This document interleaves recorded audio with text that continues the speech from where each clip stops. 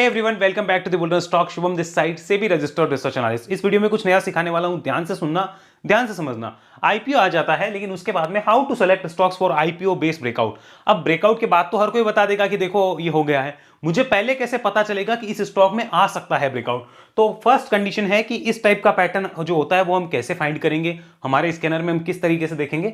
Automatic scanner बताएगा, हमें कुछ नहीं करना है। तो पहला पैटर्न हो गया कि आईपीओ आया, गिरावट के बाद बेस बने, वो पैटर्न हमें चाहिए। दूसरा है आईपीओ आया, गिरावट हुई लेकिन बेस बीच में बन रहा है, तो उसका पैटर्न हमें कैसे पता चलेगा। और तीसरा ये हुआ कि आईपीओ आया, स्टॉक ऊपर गया और ऊपर जाने के बाद अगर ट्रेंड कंटिन्यूएशन होती है तो उन कंपनीज का हम पता कैसे लगाएंगे और हम क्या सीख सकते हैं। ध्यान रखिएगा, ये वीडियो आपकी लर्निंग, नॉलेज, एजुकेशन के लिए किसी टाइप से बाय सेल की रिकमेंडेशन नहीं है।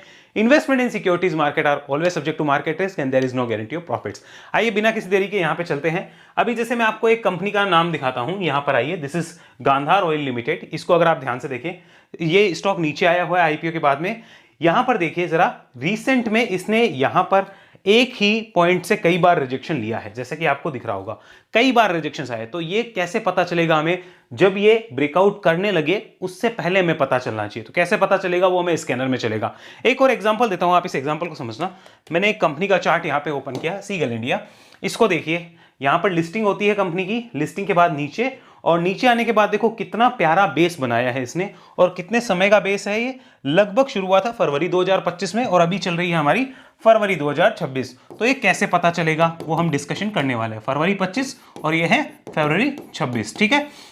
अब ये कैसे पता चलेगा वो तो हम डिस्कस करेंगे ही करेंगे, साथ में इसको यूज कैसे कर सकते हैं वो भी हमें सीखना चाहिए, ठीक है। तो सबसे पहले इतना क्लियर कर लिया हमने कि यहां पर पैटर्न्स किस टाइप के। अब एक ये एग्जांपल हो गया जैसे नीचे के टाइप में, एक ऊपर भी तो आपको पैटर्न मिल सकता है। तो ऊपर जैसे इस टाइप का मिलेगा, इसको देखना आप, रोजेल। इसको चलते हैं, सी दिस वन। आईपीओ आया, आईपीओ आने के बाद में आप आईपीओ को भूल जाओ, कई कंपनियां नई लिस्ट भी होती है, जैसे टाटा मोटर्स में डीमर्जर हुआ है तो नया लिस्ट हुआ है। नई लिस्टिंग के बाद में यहां पर तो हमें कहीं वो नहीं दिखा, लेकिन अभी अगर हम देखना चाहें तो ऊपर देखिए इस जोन से मल्टीपल रिजेक्शन ले चुका है। तो हमें कैसे पता चलेगा, ये स्कैनर में नाम कैसे आएगा वो हमें आइडेंटिफाई करना होगा। एक और एग्जांपल लेते हैं, यहां पर देखिए this one, Leela. This is लेला पैलेस एंड होटल्स। कंपनी के रिजल्ट्स भी आ गए, सब हो गया। अब देखो ये आईपीओ आया, लिस्टिंग हुई और उसके बाद में एक रेजिस्टेंस जोन से बार बार रिजेक्शन ले रहा है। तो कैसे पता चलेगा इन कंपनीज का, बिना समय गंवाए यहां चलते हैं। This is the scanner. मैं यहाँ पे स्कैनर का लिंक आपको सबको नीचे डिस्क्रिप्शन में दे दूंगा, आपको मिल जाएगा। ये मेरा स्कैनर बना हुआ है, आईपीओ बेस स्कैन, जो मैं काम लेता हूं। अब इसमें क्या है, यहाँ पे देखो मैंने कंडीशंस रखी है। मार्केट कैप जो है वो ग्रेटर देन होनी चाहिए 100। आप उसको 1000 भी कर सकते हो, 500 भी कर सकते हो। यहां पर टाइप करके रन स्कैन करना है, that is up to you. फिर मैंने एक कंडीशन डाली है कि 3 साल पहले कोई भी आईपीओ आया हो, मुझे उसकी डिटेल चाहिए। तो मैंने स्टॉक फेल्स डाला है, 3 ईयर क्लोज ग्रेटर देन 0, ये फेल में डाला है।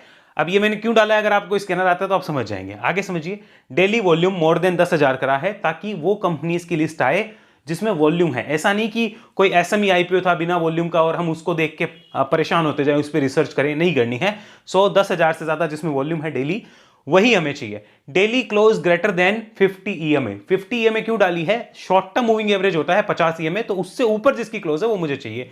अब आ जाओ यहां पर, जैसे एक नाम आ रहा है जेएसडब्ल्यू सीमेंट और एक आ रहा है एबी इंफ्रा। आओ जेएसडब्ल्यू सीमेंट को दिखाता हूं मैं सबसे पहले, यहां पर क्या हो रहा है, क्योंकि ये चार्ट मुझे अच्छे से याद है, इसलिए इस पर डिस्कशन करते हैं। So this is JSW cement, C this one.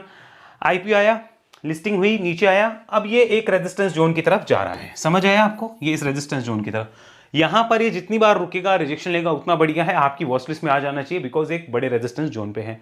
हमें उसका यूज क्या करना है, बहुत सिंपल है।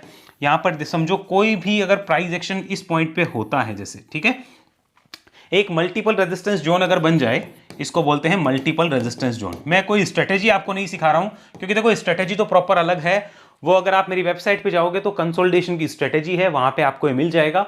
मैं आपको लास्ट में दिखा भी दूंगा वीडियो के।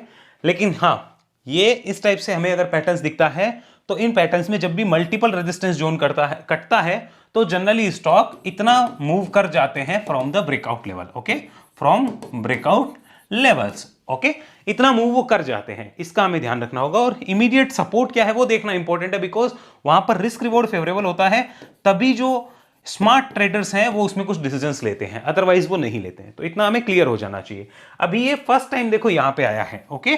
सो यहाँ पे रुक के जब इसको काटे तो मुझे पता चलेगा, लेकिन मेरी वॉच लिस्ट में अभी से आ सकता है। एक और एग्जांपल लेते हैं, आइए यहाँ पर इसी लिस्ट में जरा और देखते हैं क्या क्या एग्जांपल हमें मिल सकते हैं। चलिए आगे क्वालिटी पावर, आयो क्यू पावर को देखते हैं। सी दिस वन, क्यू पावर क्या बताता है हमें। आइए यहाँ पर Q power, C this one, देखो कितना प्यारा हमारे पास स्ट्रक्चर मिला है। यहाँ पे देखते जाइए, ये आ रहा है नीचे, ये इस रेजिस्टेंस जोन से बार बार रिवर्स हो रहा है। सो जितना रिवर्स हो रहा है उतना बढ़िया है। इसके ऊपर जैसे ही प्रॉपर क्लोज आएगी, चाहे वो आवरली क्लोज आ जाए या डेली, मोस्टली डेली आएगी तो ज्यादा बढ़िया है, लेकिन अगर आवरली भी आती है तो वो खराब नहीं है। दोनों में से अगर कोई भी क्लोज आती है सो इंपॉर्टेंट माना जाता है। उसके बाद में ऊपर के रेजिस्टेंसेस जो है वो इंपॉर्टेंट रहते हैं। अदरवाइज जो मैंने आपको बताया कि जनरली जो मूव आते हैं वो इतने आ जाते हैं फ्रॉम द ब्रेकआउट पॉइंट। अब ये कोई यूनिवर्सल फॉर्मूला नहीं है कि हर बार इतना आएगा, कम भी आ सकता है, ज्यादा भी आ सकता है, लेकिन इतना देखा गया है ऑन एन एवरेज। ठीक है, आगे चलते हैं। सी दिस वन, मैं कुछ कंपनीज आपको और दिखाता हूं। पहले यहां पे देख लीजिए, another name is corona remedies, इसको हम बाद में देख सकते हैं। विद्या वायर्स, लैंकर होल्डिंग्स, तो ये सारा है। टोटल 81 कंपनीज आ रही है।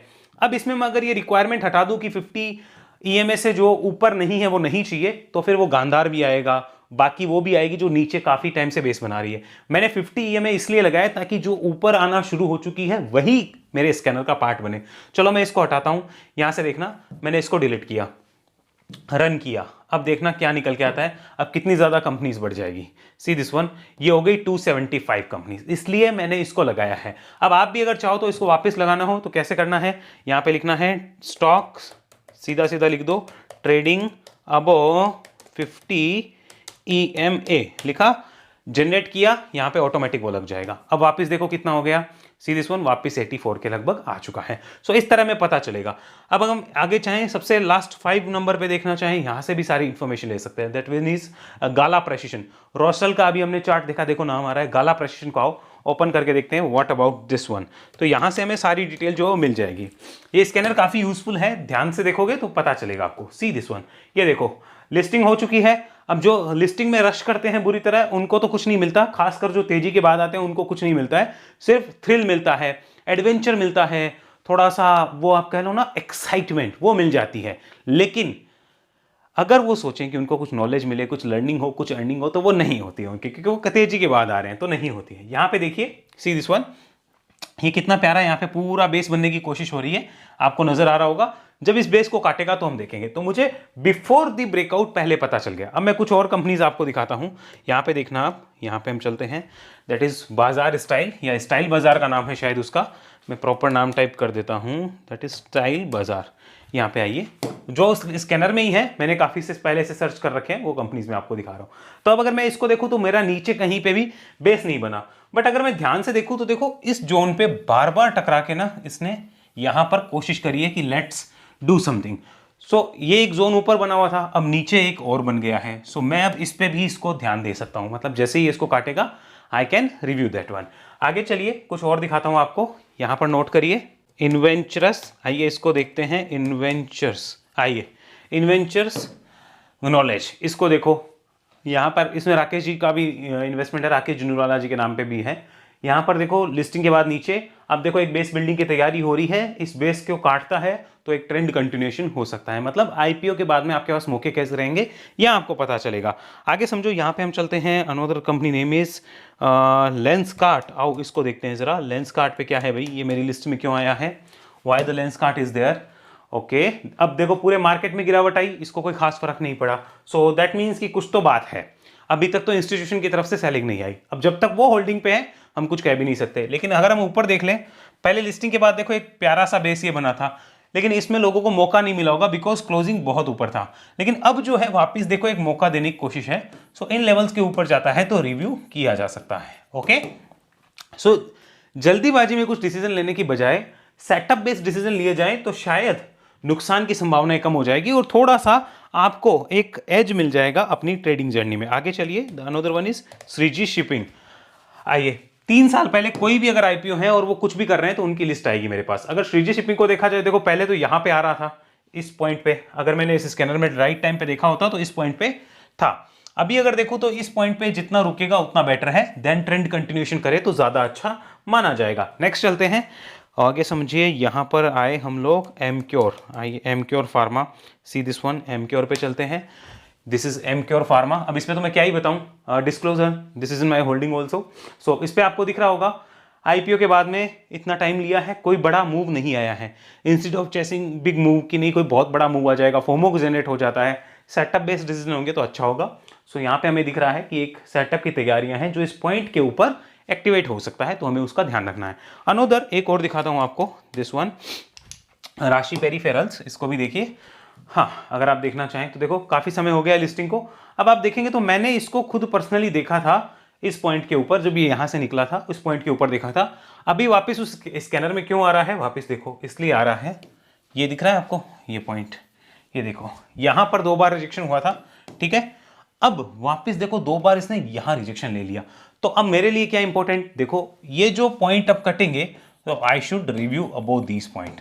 मैं इस पॉइंट के ऊपर रिव्यू क्यों नहीं करूंगा, अब उसका रीजन समझाता हूं। क्योंकि ये सीधा निकल रहा है, यहां पर आकर रुकना चाहिए। जैसे 2 बार यहां पे रुका था इस पॉइंट पे, इस रेजिस्टेंस पे, तो यहां रुकता तो मैं देखता, बट वो पहले ही ऊपर गया तो मैं नहीं देखूंगा, मैं वेट करूंगा। इसलिए मैंने ये चार्ट खोल के आपको समझाया। और इस पॉइंट पे देखो प्रॉपर ये हमें इंडिकेशन दे रहा था। उसके बाद में 348 से देखो कहां तक मूव किया, चलो मैं बता देता हूं, एग्जैक्ट फिगर देख लो आप। यहां पे चलिए प्राइस रेंज को लिया और ये लगभग 348 350 पकड़ लो यार, क्या फर्क पड़ेगा। और देखो कितना मूव किया, लगभग 16-70% वहां से मूव आया। जो मैं आपको बता रहा हूं ना 10-20 के बीच वाला, वो आपको बार बार यहां देखने को मिल जाएगा। सो दैट्स व्हाई ऐसे मौकों को तलाशिए और उनसे कुछ सीखने की कोशिश करिए। बाकी मुझे उम्मीद है कि चीज आपको समझ आई है। अनदर चीजों में आपको बताना चाहूंगा, अगर यही स्ट्रेटेजी आप देखना चाहते हैं तो एक्चुअल में ये स्ट्रेटेजी जो प्रॉपर है खाली आईपीओ में नहीं कहीं भी अप्लाई हो सकती है। तो it is consolidation breakout and riding setup भी दिया हमें, इसको हम किसी ईएमए के साथ राइड भी कर सकते हैं। तो वो सारा डिस्कशन आपको यहां मिल जाएगा, इसका लिंक भी आपको नीचे मिल जाएगा। और अगर आप प्रॉपर लर्निंग लेना चाहें तो वेव एनालिसिस प्रोग्राम में ले सकते हैं। मुझे उम्मीद है वीडियो समझ आया होगा, चीजें समझ आ गई होगी, कैसे देखा जाएगा आईपीओ के बाद में एक नई लर्निंग आपको सीखने को मिली होगी in a short period of time. See you soon in the next video. अभी के लिए इतना ही, तब तक के लिए गुड बाय, टेक केयर, जय हिंद, जय भारत।